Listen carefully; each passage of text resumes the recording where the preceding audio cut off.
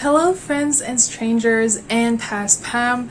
This is future Pam just letting you know that you don't have an intro video for this part 2 of your video series for 2020 Wrapped because you're a dumb bitch and you thought that you'll be able to film one video for your top books of 2020 and still be able to talk about other books worth mentioning. That's why I wasn't able to film an intro for this one because I just decided to divide this video into two because the first video, which can be found here, is already 20 plus minutes of me blabbering about my top favorite books. So without further ado, I'll leave you be to watch the rest of this hellfire of a video and me blabbering. But first, please like, share, and comment in this video and subscribe to my channel if you wish to see more of this awkward bean. And again, thank you for being here. Thank you for coming back. If you're new, welcome. And let's get the ball rolling.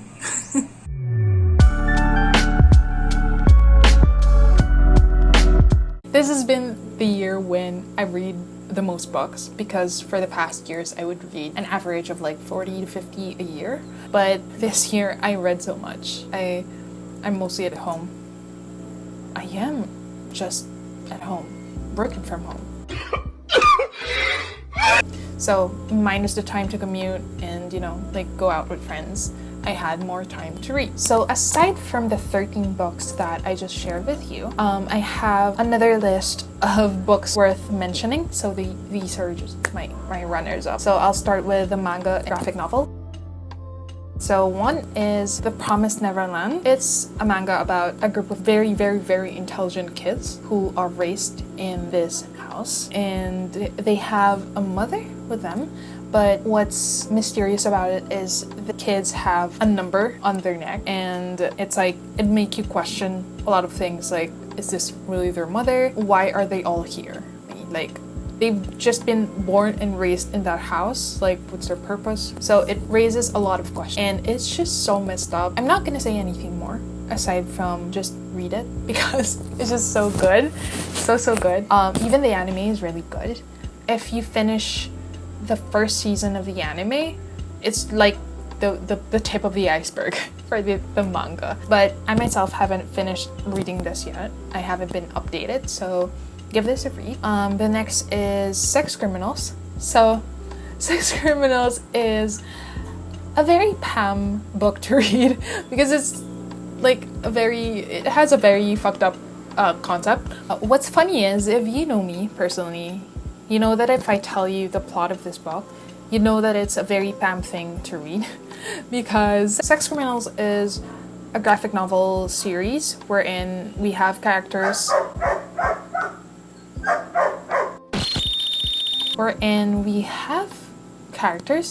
who can stop time when they have sex.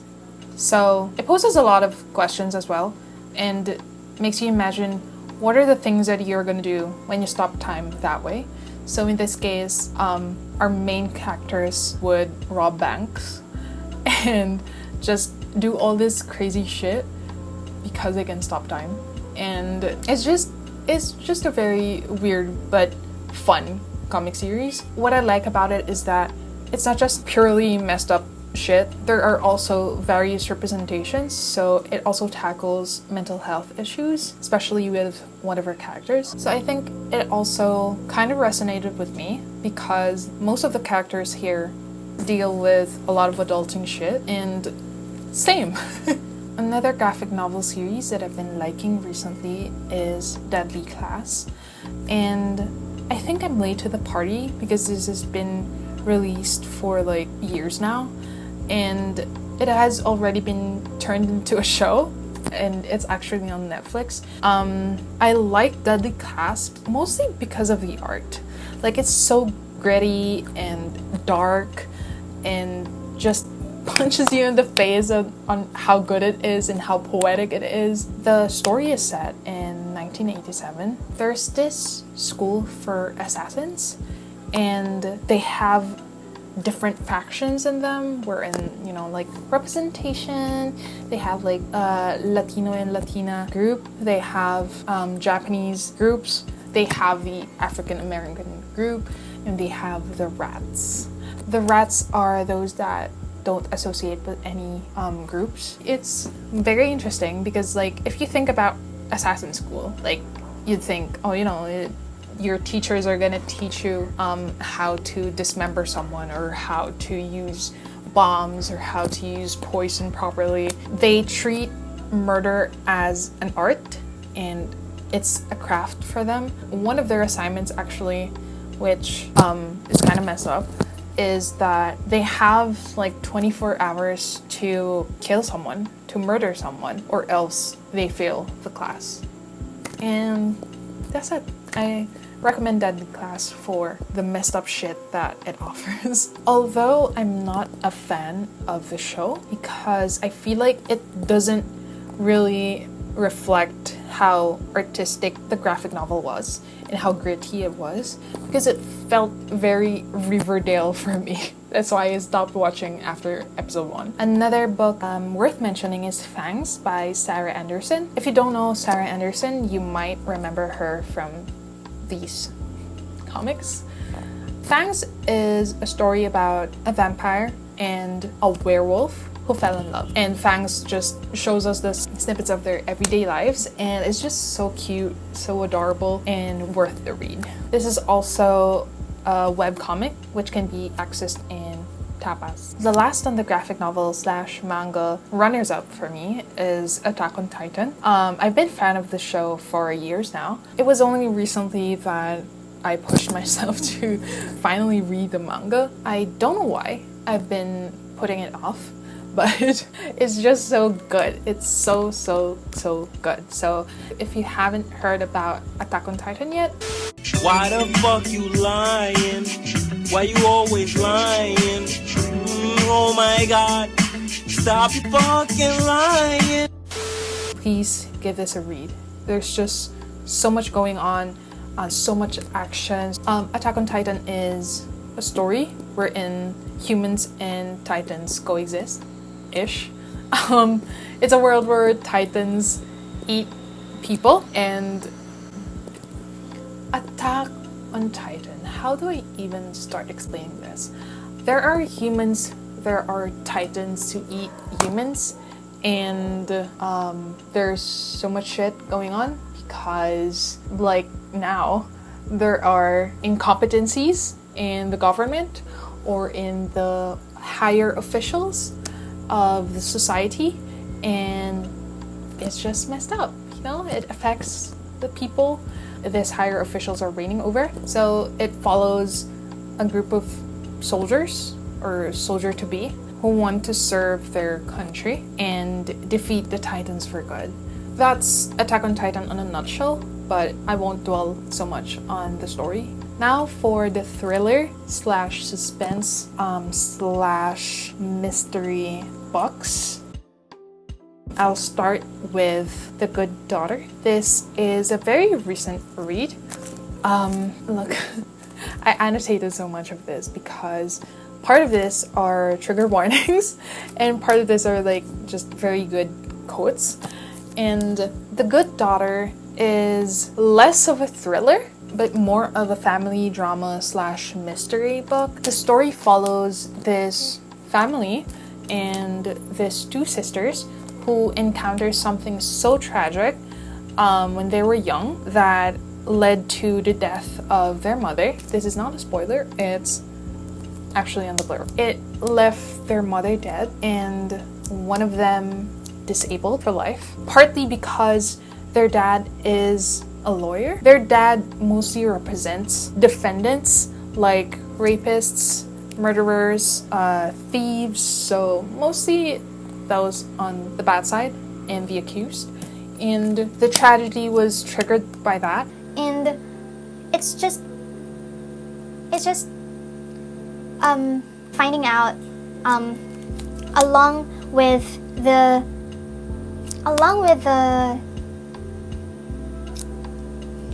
aside from reading about what happened 20 plus years ago. The book switches to the present day, wherein there was a school shooting, and one of the sisters, Charlie, witnessed it firsthand, and she was just dumped into this hellhole of a situation wherein, you know, there's aggression, there's violence. I think Karen Slaughter did an amazing job with mixing the past and the present. It gives you a view on why the sisters are this way right now, because X events happened in the past. So I think this book is worth a read as well. If you're a fan of mystery, if you're a fan of family drama, give this book a read. Next on the thriller slash suspense slash mystery list is Tender is the Flesh by Agustina Bazterrica. Tender is the Flesh traumatized me in a way. It made me think about the future or the possibility of this happening to us, because in this book, it's a world where animals contracted a virus that made them no longer edible because the virus could be very fatal to humans. Now that there's still a demand for meat and you can't eat animals, what else can you eat? Humans. So the government made it legal to eat humans. It's disgusting, graphic, yet really good. I think Agustina did a fantastic job of describing everything. The world building, the description of how this dynamic works for this society. I don't think this book is for everyone because of how graphic it could be. Like, it would describe how humans are actually slaughtered and how they go through the process, just like how animals do. It also makes you reflect. It talks about the lengths that people will go to just for very selfish reasons. It's so relatable and scary. I keep using scary, but it's literally just one word to describe this whole book. So if you're a fan of Black Mirror and basically messed up shit, pick this book up. But before doing so, please search for the trigger warnings, because again, it gets graphic and it has triggering content.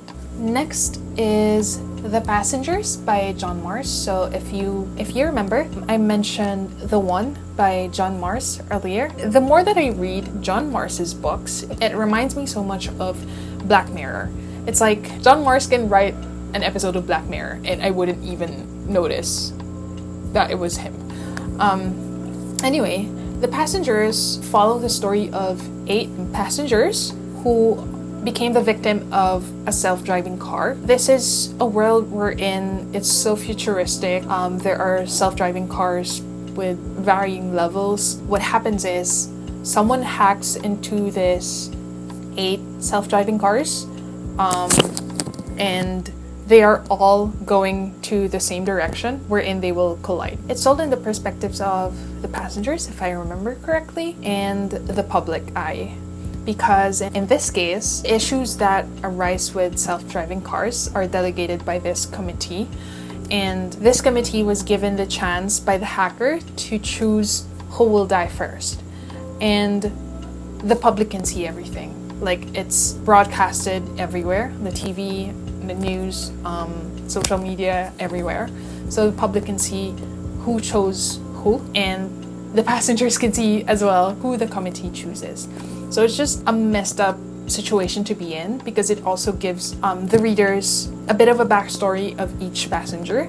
So sometimes you feel for them because, oh, this is a pregnant lady who don't need to be here anyway. Oh no, this is an old lady who is here and who doesn't deserve to die. So it's just a messed up situation overall, and I loved it. Another book worth mentioning is The Test by Sylvain Neuvel.